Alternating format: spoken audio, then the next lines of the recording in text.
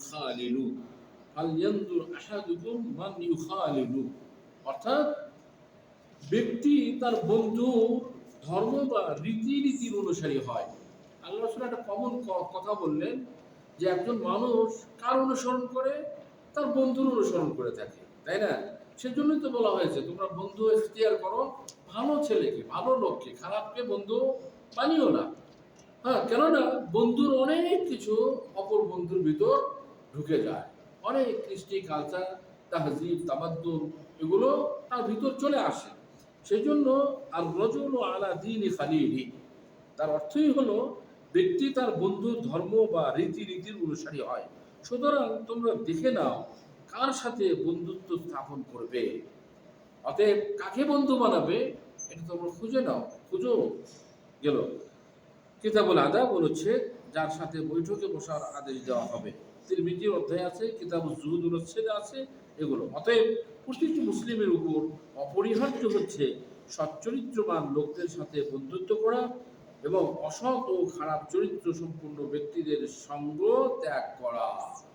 তাহলে এই লক্ষ্যে আমরা তো একটা কথা বলতেই পারি, যে সমস্ত লোক দর্শে আসে না তাদের সঙ্গ ত্যাগ করা উচিত কিনা বলেন তো?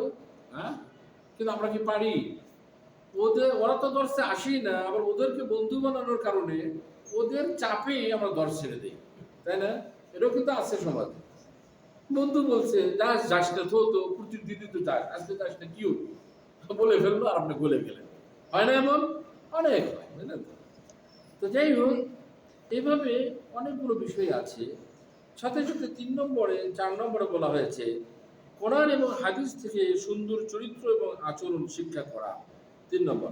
4 নম্বর হলো সুন্দর চরিত্রের জন্য আল্লাহর কাছে দোয়া করা। 5 নম্বর, নিজের মধ্যে যে সকল খারাপ বৈশিষ্ট্য বা যে আচরণ আছে সেগুলো চিহ্নিত করে সেগুলো দূর করা।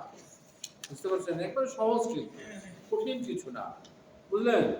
6 নম্বর, আপনি মানুষের নিকট থেকে যে ধরনের আচরণ পছন্দ করেন তাদের সাথে ঠিক সেই রকম আচরণ করা, ইত্যাদি ইত্যাদি। আর সামনে থাকলো ওরকম চরিত্রের এক আদর্শ পুরুষ প্রিয় নবী মুহাম্মদ সাল্লাল্লাহু আলাইহি ওয়াসাল্লাম। এগুলো নিয়ে আমরা আগামী দিন ইনশাআল্লাহ কথা বলবো।